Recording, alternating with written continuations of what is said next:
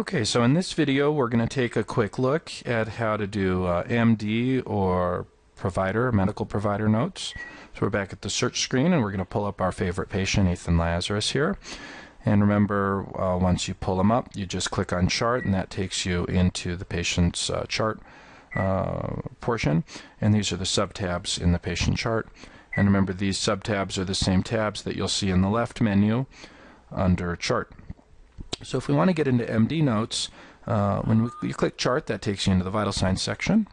But on the left or on the subtabs, we just click MD notes. So again, we could get there from there, or you could get there the same way, clicking on the MD notes tab here, just for quick access. When we've pulled up the patient's MD notes, you see a quick list of all of the patient's previous notes. Looks like this patient has seen the doctor a lot. The last visit being December 10th, with a follow-up recommended 3 months later. Their last lesson plan, and again the review tabs, if this was a physician assistant or other mid-level provider and they needed their note reviewed, they would have selected yes for request review, and once it had been reviewed, comments reviewed would be turned to yes. So if we want to take a quick look at a note, we could click the view icon, or if we want to change anything in that note, we could click the edit icon. But just to look at the last note, we could take a quick peek, and unlike the RD notes, the MD notes are divided into 3 tabs because there's a fair amount of information on this to try to fit on one screen. The subjective, objective, and assessment tab, medications tab where we take care of prescribing, and a tab for plans, orders, digital signatures, and that sort of thing. So let's go ahead and go back to the list view here, and what we're going to do is we're going to add a new provider note. So I just clicked add, and when you click add, like with the RD's notes, many fields on this note will be pre-populated. So it pre-populates the patient ID, the provider that's logged in, and today's date. If you need to change the date, you can click the date icon and select the proper date. The CNC Patient Chart selects the current weight loss medications based on the last note. So last time around, the patient was on Tenuate, Qsymia, metformin. We can select a hunger level, so see how the patient's doing that way. We can put the purpose of the medication. Again, that's pre-populated from the last note. And so maybe we should have other checked since we're also on these medications for diabetes control and weight loss. We can document any side effects here. You can just click off any side effects the patient has, or other, yelling at family dog. And again, you can go between these fields by clicking or by hitting tab. And when we get down to subjective, this is one of our pretty fields, so you can format it in any way that you'd like, or you can keep it simple. Had a great week, survived Thanksgiving. Again, in objective, you can go ahead and type your exam, or if you want to make things quick and easy, remember we have access to templates, and you can have a template that automatically fills this in with the most common types of things you might put in that field. So for objective, I generally like to use a template, so we'll go up here on the pretty menu bar, click templates, and you can see we've pre-populated this with several possible templates, a new patient exam, a follow-up exam, and so on and so forth. Just click the template you want to use. We're going to use an abbreviated exam for this follow-up. So if we click that, we did a heart, lung, neck, and pulse exam. And maybe I didn't do a thyroid exam. I could just delete that. I could edit any of these other fields that I want to change. If I measure a neck or a waist circumference, I can document that here, or a hip circumference. Going down again, the CNC Patient Chart makes documentation quick and easy because it'll automatically populate our diagnoses for us with information from the diagnosis table, which we'll talk about in a later video. So this patient currently has these listed as primary diagnoses, these listed as secondary diagnoses.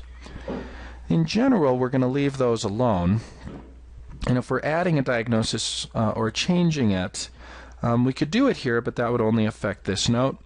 If we want to change diagnoses, we would do that straight in the diagnoses table, or we can add diagnoses down here.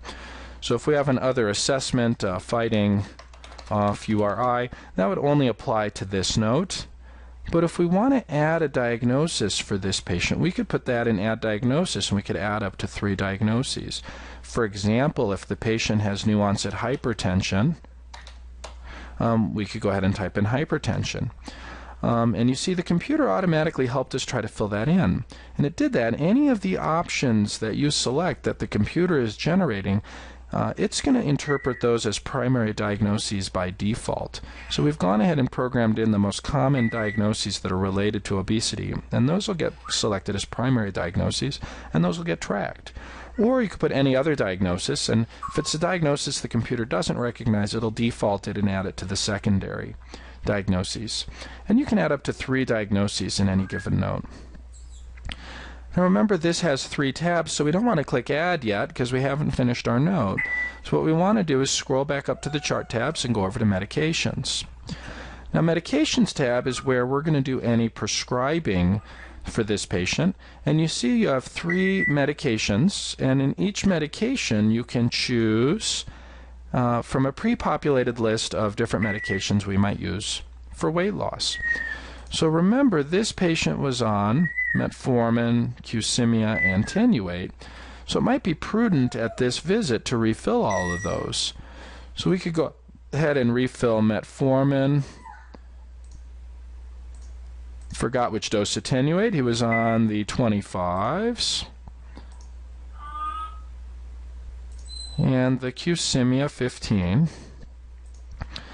And then we can go ahead and populate each of those. So metformin, we could say he's getting 60 with 6 refills, and it's 1 PO BID. The Tenuate, we could say he's getting 28 and 3 refills and 1 PO Q day. And the Qsymia, perhaps he's getting 30 pills. Refills are 3 and 1 PO Q day. Then we can go ahead and fill out indications for why we're prescribing these drugs.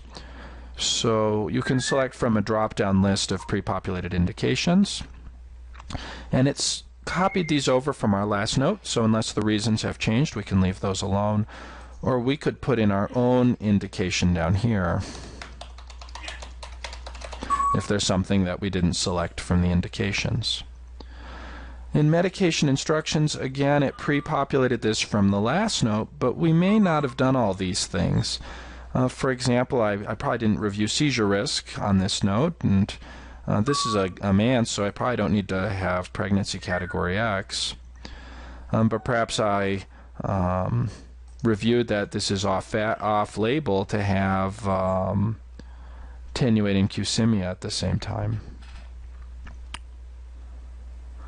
Now, if we did other medications, we could put those here. For example, amoxicillin. Maybe I treated their cold with an antibiotic. You know, I don't necessarily need that added to our header, but if we add a medication here and we want it to be on their long-term medication list, for example, I added a new antihypertensive, when I add it here, it'll automatically add that to our medication list that can be displayed in a quick list up here. We'll talk more about that later, but you can see over here the patient's medications that they're currently on. I have this provider set to use this this quick view header so that a lot of those fields are just hidden one click away.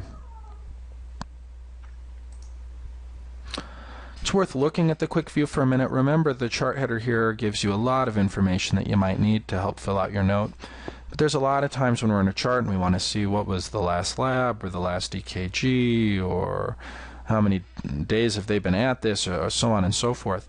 And remember, on the left menu, when you pull up a patient, you can quickly look at their picture, but right next to their picture it generates what we call a peek into any chart area that you want.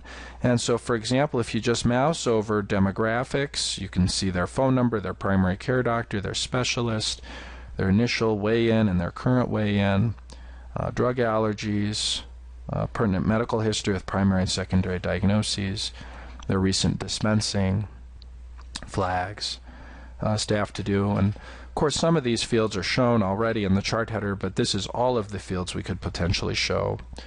And so just mousing over, you don't have to leave your note, and you can take a quick peek into any of the chart portions. And then I have this provider set up to do what we call a quick view, where instead of going one by one, the quick view shows the most common fields that I might want to use, and it puts them all on one view. So just some quick ways to look at information. That was just an aside, so back to our chart note. So we've gone ahead and we've finished the medications, and when you do medications in this fashion, these are automatically going to get added to the patient's dispensing. So they'll have dispensing orders for these medications that we select on Med 1, Med 2, and Med 3. Without having to leave our note and go to the dispensing orders, when we enter an order here, it'll automatically get entered as an order in the dispensing table. So we're not done yet. We don't want to click Add. We want to go and make sure we do all 3 chart tabs.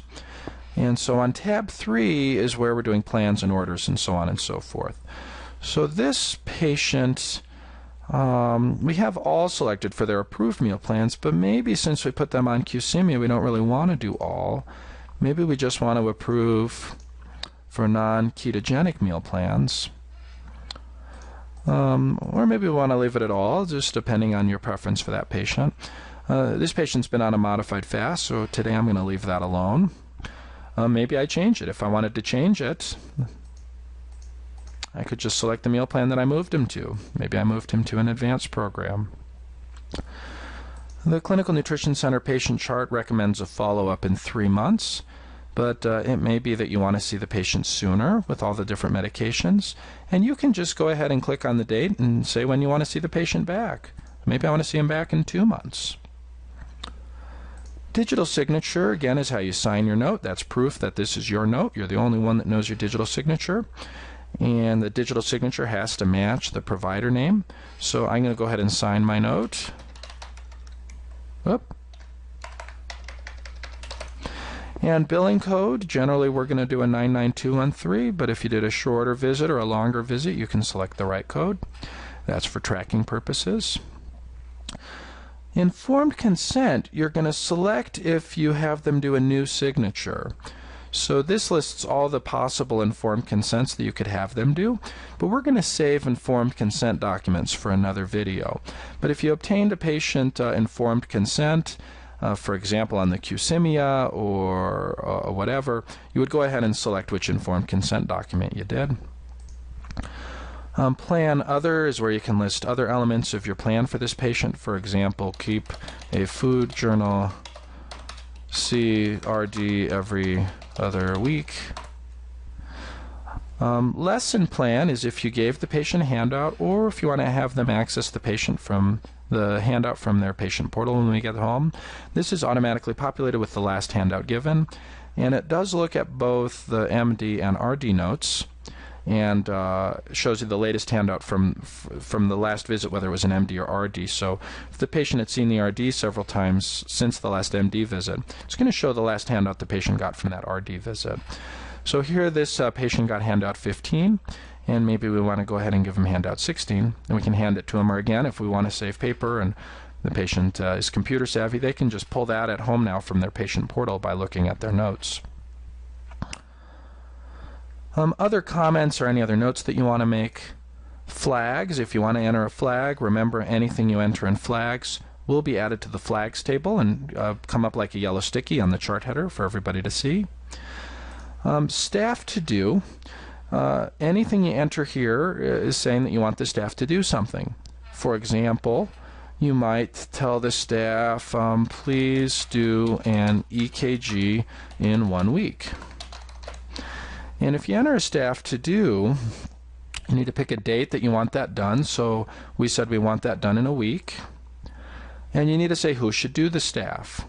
And in general, we're going to be asking the front to do staff, the front to do things, but it certainly might be possible you want the RD to do something. Maybe you want the RD to call the patient in a couple days, and you could select their RD that they're scheduled to see. But generally, we'll be selecting front office. And that will generate a staff to do which will show up in the staff to do over here. Then at the very bottom, RR, this is an area where a mid-level provider can request a medical doctor, an MD, to review their note. So if you click yes, this chart will go into the doctor's bin, and he or she will be asked to review the chart. So when you're all done with your note, you've put in your digital signature, any orders, flags, selected your lesson plan, go ahead and click Add. And there you have it, add succeeded.